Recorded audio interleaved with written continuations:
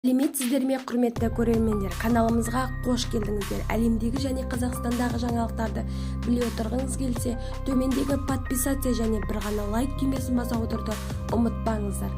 Ал ендеше бастадым. Демалыс күндері елімізде ауа райы қандай болады?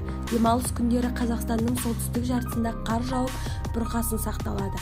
Қазгидромет РМК 10, 11 және 12 ақпан аралығында ауа райы болжамын ұсынды деп хабарлады. Демалыс күндері Қазақстанның солтүстік жартысында қар жауып, бұрқасын сақталады.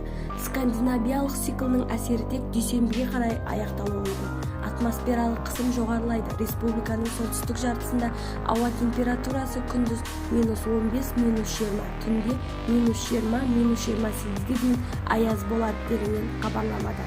Иран облыстарының Қазақстанның оңтүстік облысында циклон жетеді. Жауын-шашын, желдің күшеюі, тұман және көктайғақ болады деп күтіледі.